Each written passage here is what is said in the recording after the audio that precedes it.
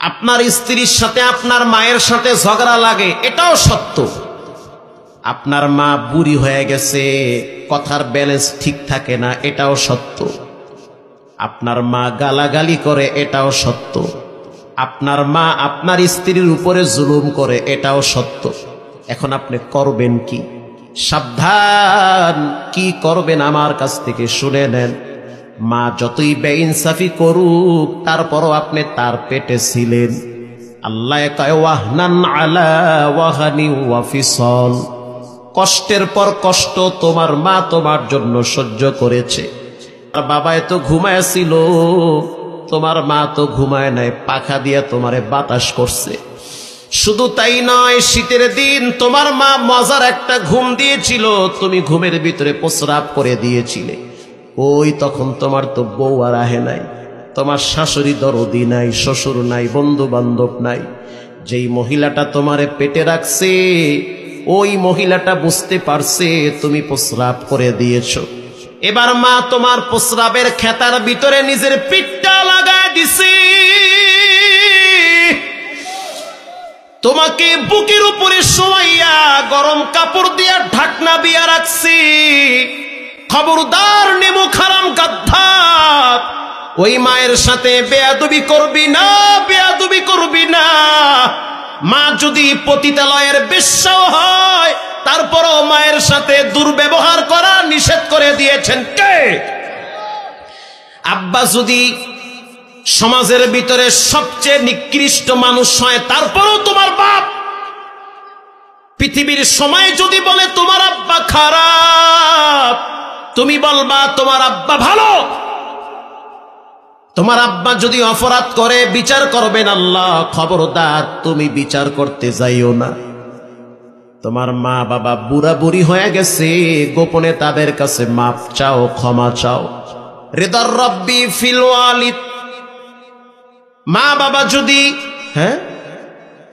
ফিরদাল ওয়ালিদ, মা বাবা যদি খুশি হয়, আল্লাহ খুশি। মা বাবা যদি বেজার হয়, তো আল্লাহ বেজার। এই যুবক, যারা সম্পদওয়ালা হতে চাও, আমার কাছ থেকে কথা শোনো। যারা সম্মান পেতে চাও, আমার কাছ থেকে শুনো। বউ চলে গেলে বউ পাওয়া যায়। একবার মা যদি 5 কাপড়ের প্যাকেট হয়, জীবনে আর কোনোদিন তাকে আর সামনে আনতে পারবে না। শ্বশুর শাশুড়ি চলে গেলে পাওয়া যায়, কিন্তু আব্বা আম্মা চলে গেলে আর পাওয়া যায় না। শান্তি পাবা না। ডাইনে বামে তাকায় দেখো, জ্বলতে আছে সংসারে, জ্বললে বুড়ে মরতে আছে, শান্তি নাই, শান্তি নাই। আব্বা আম্মার সাথে গুড কালেকশন রাখো, ন্যাংরা কালা বউ যদি আইনা দেয়, ওটার ভিতরে আল্লাহ শান্তি রাখছে। কথা ঠিক না বে ঠিক? ওটার ভিতরে শান্তি আছে। অতএব কিছু টাকা পয়সা দিলে মহিলা মানুষ একটু জ্বালা যন্ত্রণা হতেই পারে। বাচ্চা মেয়েটাকে বলে, আম্মু তুমি 500 টাকা তোমার দাদিরে দাও। তো বাচ্চা মেয়েটা দাদির হাতে গিয়া কয়, লও টাকা। কে দিয়েছে? আব্বু দিয়েছে তোমাকে দেওয়ার জন্য। তখন আমার মাকে দেখি বাচ্চাটারে জড়ায় ধইরা কপালে চুমা দিয়া বলে, তোর মায়ে কি জানে? কয় না, জানে না। কথা না, কওয়ার দরকার নাই, আব্বু না বলছে। তখন আমার মার চোখের দিকে তাকায় দেখি জানলার ফাঁক দিয়া মায়ের চোখের পানি বায়া বায়া পড়তেছে। বুঝতে আর বাকি নাই, দোয়া কবুল হয়ে গেছি। আমার মারও মনে চায় তার আপনজনদের বাড়িতে বেড়াইতে যাবে। আমার মারও মনে চায় আরো 2-3টা বোনের বাড়িতে বেড়াইতে যাবে, কিছু মজা নিয়ে যাবে। ওখানে তো 2-3টা নাতি আছে, মায়ের টাকা পাবে কোথায় তুমি আমি না দিলে?